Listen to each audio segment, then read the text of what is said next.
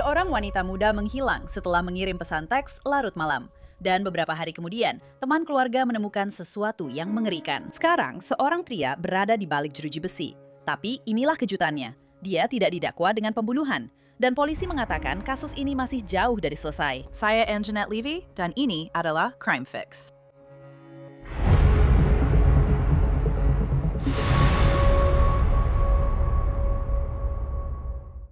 Delapan hari yang penuh perjuangan. Itulah lamanya seorang wanita muda hilang sebelum teman-teman keluarganya menemukannya.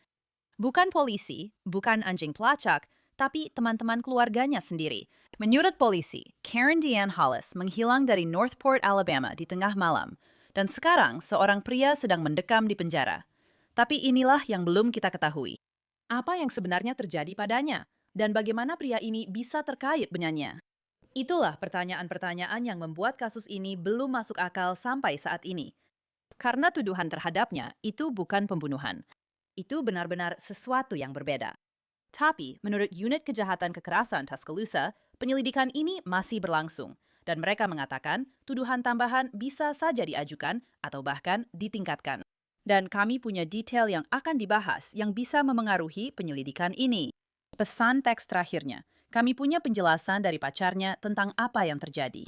Dan yang paling penting, bagaimana tubuh Karen ditemukan. Aku akan memberitahumu tentang bukti elektronik kunci yang mengarahkan mereka pada penemuan itu. Tapi mari kita mundur dulu karena kasus ini memang rumit. Ini adalah Karen Hollis. Dia berusia 23 tahun, bermata biru, berambut pirang, tinggi sekitar 168 cm, dan berat sekitar 45 kg.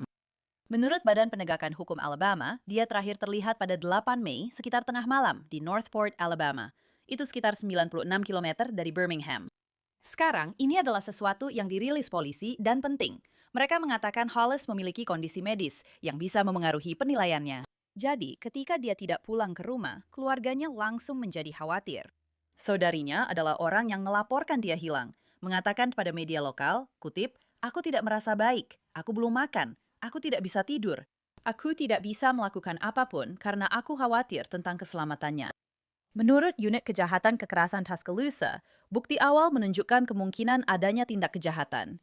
Jadi, Unit Kejahatan Kekerasan bekerja sama dengan polisi Northport. Selama penyelidikan, pihak berwenang mengatakan mereka melaksanakan beberapa surat perintah penggeledahan dan mengumpulkan bukti fisik, informasi saksi, serta apa yang mereka sebut sebagai bukti elektronik. Seseorang yang menjadi perhatian polisi telah diidentifikasi, tetapi pada saat itu Karen belum ditemukan. Jadi mereka sudah punya tersangka, tapi belum ada jasad. Sekarang, selama semua ini berlangsung, kami mengetahui lebih banyak tentang apa yang terjadi sebelum Karen menghilang.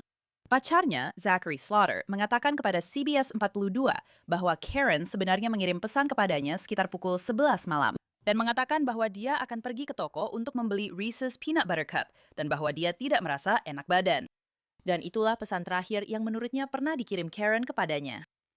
Zachary mengatakan kepada CBS 42 bahwa dia mencoba menelpon Karen pada pukul 4 pagi saat dia bangun, tetapi Karen tidak menjawab.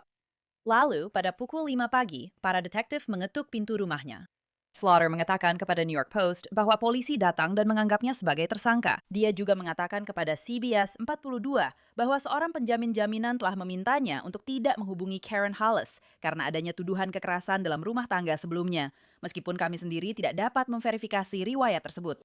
Namun Slaughter mengatakan bahwa mereka sebenarnya sudah berdamai. Dia mengatakan kepada media tersebut, "Aku tinggal dihubungi satu kali saja, dan dia tidak pernah mendapat kesempatan itu, dan aku tidak ada di sana." Jadi, begitulah keadaannya saat itu. Polisi sudah memiliki orang yang menjadi perhatian polisi, tetapi belum ada jasad dan belum ada jawaban untuk keluarga sampai tanggal 16 Mei, 8 hari setelah Karen menghilang. Menurut Badan Penegak Hukum Alabama dan polisi Northport, bukan petugas yang menemukannya. Yang menemukannya adalah teman-teman keluarga Karen. Mereka sedang mencari di sebuah area di Greene County, sebuah area yang menurut Unit Kejahatan Kekerasan diidentifikasi melalui bukti elektronik. Seorang teman keluarga Karen Hollis mengatakan kepada Six News bahwa keluarganya menerima sinyal lokasi dari ponsel Karen di Greene County. Jadi, mereka pergi mencari Karen di sana pada hari Minggu. Jesse Dixon mengatakan kepada Six News bahwa dia hanya bisa melihat kaki Karen dan sisa tubuhnya tertutup kantong sampah hitam besar.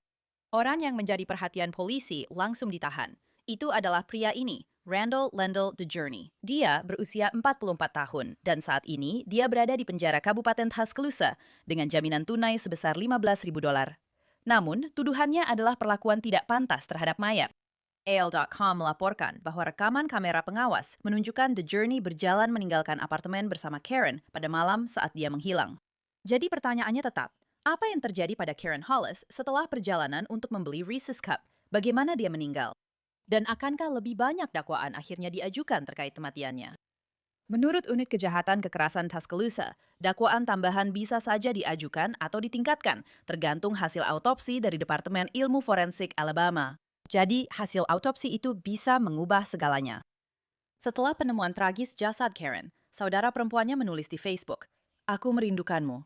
Hatiku terasa sakit. Kita berencana untuk bertemu lagi dan pergi memancing bersama.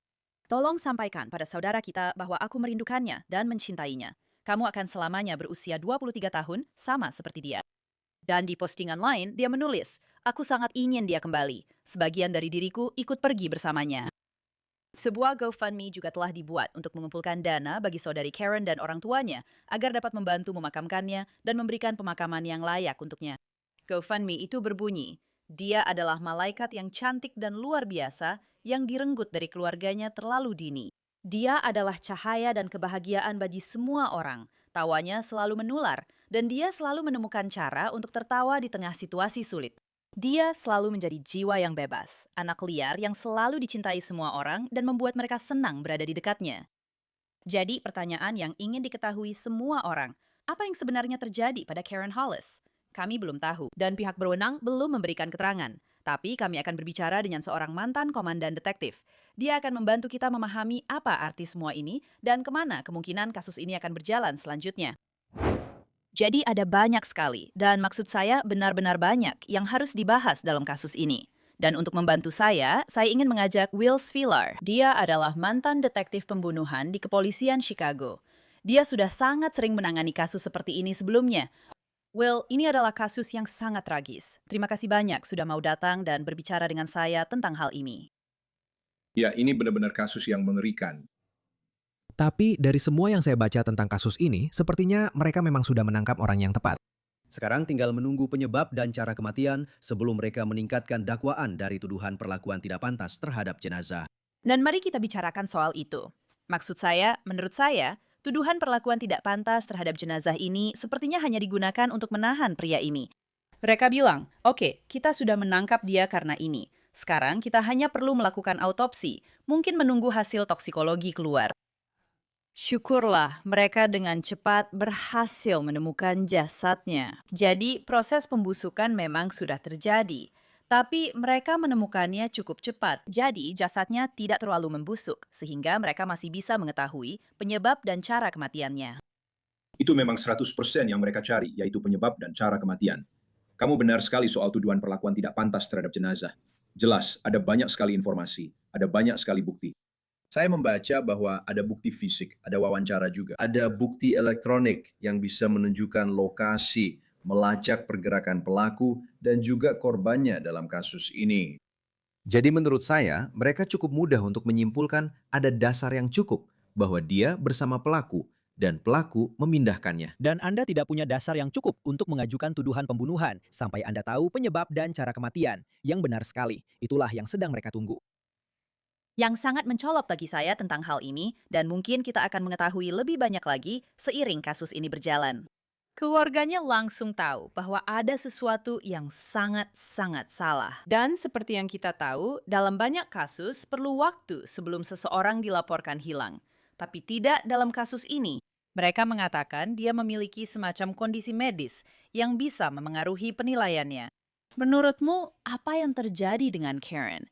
Apakah kamu pikir mungkin ada masalah kesehatan mental?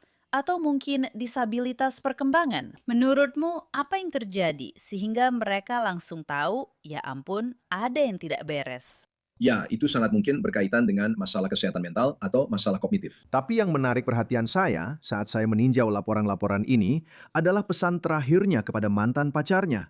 "Aku mau beli coklat selai kacang." Itu memberitahu saya atau menyarankan kepada saya bahwa mungkin dia menderita diabetes dan sedang mengalami gula darah rendah. Itu poin yang bagus. Itu pasti bisa mengubah cara berpikir Anda. Saya tahu ini karena putri saya, yang sekarang berusia 25 tahun, sudah menjadi penderita diabetes tipe 1 sejak dia berusia 7 tahun. Dan kami selalu menyimpan permen atau apapun tablet glukosa di mana-mana, di semua mobil kami, hanya untuk berjaga-jaga kalau dia mulai mengalami gula darah rendah.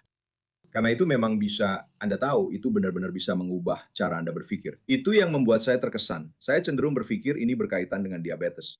Saya bisa saja salah, tapi menurut saya memang begitu. Jadi, mari kita coba merangkai petunjuk-petunjuk yang ada. Kita sedang mencoba menyusun gambaran besarnya karena masih banyak yang belum kita ketahui saat ini. Apakah mungkin ini karena dia, Karen, keluar untuk membeli coklat selai kacang karena kadar glukosanya rendah? Dan kamu dan aku, maksudku, kita sedang menyusun ini bersama-sama dan sedikit berspekulasi di sini.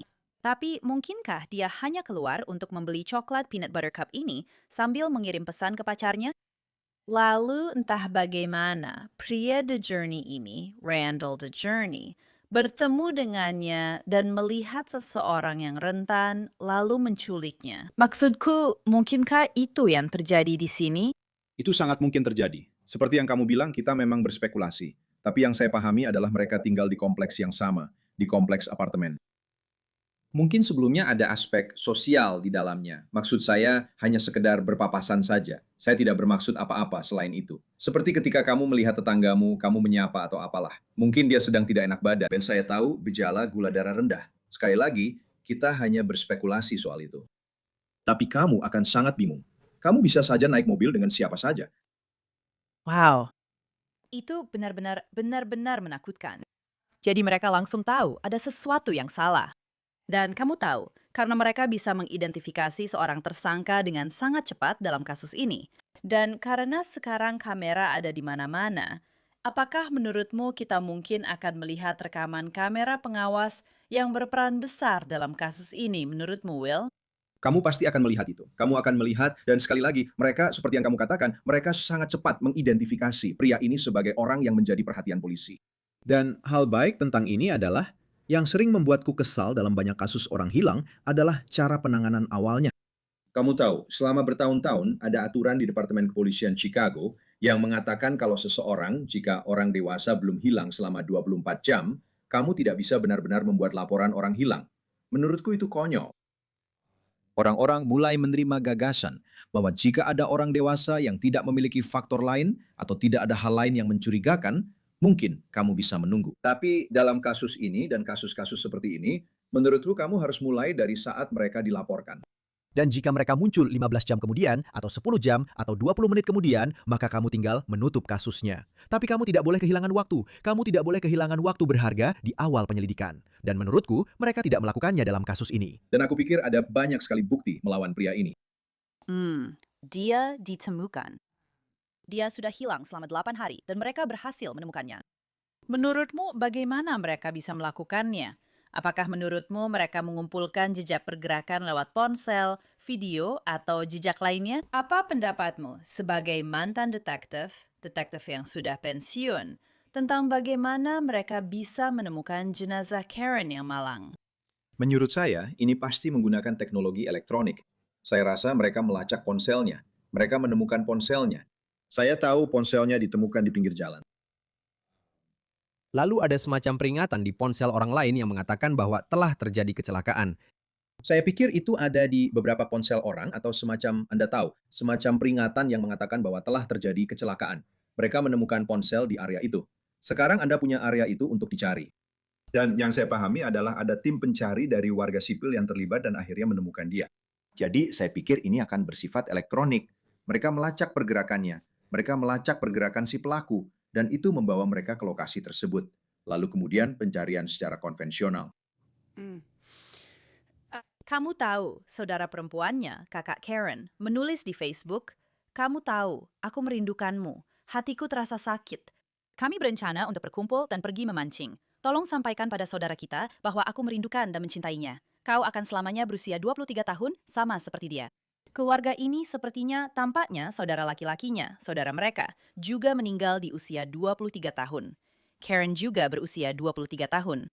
Keluarga ini sekarang sedang menghadapi tragedi kedua, kehilangan seorang saudara kandung dan seorang anak pada usia 23 tahun. Saya tidak bisa membayangkan apa yang sedang dialami keluarga ini. Jadi, ceritakan kepada saya tentang bagaimana menghadapi keluarga para korban yang telah kehilangan orang yang mereka cintai, terutama anak mereka, Will. Itu pasti benar-benar secara emosional sangat mengerikan bagi keluarga dan juga bagi para detektif yang menangani kasus-kasus ini. Hal yang paling sulit dilakukan dalam pekerjaan ini adalah memberitahu seseorang bahwa ada anggota keluarganya yang telah meninggal. Kamu benar-benar di dalam hati tidak ingin membayangkan dirimu berada di posisi itu dan memahami bagaimana rasanya, karena kamu sendiri tidak ingin merasakan hal seperti itu. Tapi kamu harus mendengarkan. Dan emosi orang-orang sangat beragam. Ada kemarahan. Biasanya kemarahan itu yang muncul pertama kali. Lalu setelah itu, kamu tahu ada kesedihan yang mendalam. Dan kemudian seiring waktu berjalan, penyelidikan pun terus berlangsung. Sangat penting untuk terus berbicara dengan keluarga. Dan kamu tahu, kamu harus. Dan aku tidak ingin mengatakan menjadi tempat curhat, tapi memang kamu harus menjadi tempat curhat. Jika mereka marah dengan cara semuanya terjadi, kamu harus membiarkan mereka mengungkapkannya. Orang-orang menghadapi sesuatu dengan cara yang berbeda-beda, tapi yang paling sulit adalah memberitahu seseorang, menatap wajah mereka dan berkata, "Saya turut berduka atas kepergian mereka." Jadi, jenazah Karen berhasil ditemukan. Mereka berhasil menemukan, polisi berhasil menemukan jenazahnya. Sekarang, pekerjaan untuk mencari tahu bagaimana dan mengapa Karen meninggal sedang berlangsung. Seperti yang saya sebutkan sebelumnya, dia menghilang. Dia hilang selama 8 hari. Jadi, tergantung pada kondisi cuaca dan tergantung pada kondisi di mana jenazahnya ditemukan, masih banyak bukti yang mungkin ada pada jenazahnya. Jadi, beritahu saya apa yang Anda harapkan akan ditemukan atau apa yang mungkin ditemukan saat autopsi pada tubuhnya. Seperti yang Anda katakan, unsur-unsur alam sangat berperan dalam hal ini. Kita berbicara tentang Alabama pertengahan Mei. Jadi Anda tahu cuacanya akan hangat. Dan tanpa terlalu gamblang, panas mempercepat pembusukan. Dan Anda bisa kehilangan bukti dengan cara itu. Tapi dalam kasus ini, saya pikir banyak dari sisa-sisa tubuhnya ada di dalam kantong sampah yang bisa menjaga beberapa hal yang mungkin hilang jika dia hanya tergeletak di lapangan tanpa perlindungan. Jadi Anda mencari segala jenis bukti forensik. Anda mencari DNA, Anda mencari penyebab dan cara kematian. Jadi Anda mencari luka tembus, Anda mencari luka tembak. Anda mencari tulang hyoid yang patah untuk menunjukkan adanya pencekikan. Semua itu seharusnya masih ada saat mereka melakukan autopsi pada dirinya. Kamu tahu, aku benci membicarakan ini karena kita benar-benar tidak tahu apa yang terjadi. Kita benar-benar tidak tahu. Tapi apakah ada sesuatu tentang keadaan di sekitar kejadian ini? Maksudku, ada perbedaan usia 20 tahun antara Randall DeJourney dan Karen. Dan sepertinya kita tidak tahu pasti karena tidak ada tuduhan atas hal ini. Tapi dia menghilang. Tampaknya dia telah dibawa pergi. Apakah ada sesuatu dari keadaan seputar kejadian ini dan fakta bahwa dia ditemukan tewas di dalam kantong sampah di hutan yang membuat Anda berpikir bahwa dia telah mengalami kekerasan seksual? Selalu ada unsur itu ketika Anda membicarakan hal ini. Dan sekali lagi, saya tidak tahu latar belakang orang yang mereka tangkap. Saya tidak tahu apakah ada unsur kekerasan atau hal semacam itu dalam latar belakangnya, tapi selalu ada unsur yang membuat Anda khawatir dalam kasus seperti ini ketika seseorang dilaporkan hilang lalu dibunuh. Ya, saya sama sekali tidak akan terkejut jika ada kekerasan seksual dalam kasus ini. Sekali lagi, itu selalu ada. Berdasarkan pengalaman saya, dalam kasus seperti ini hampir selalu ada.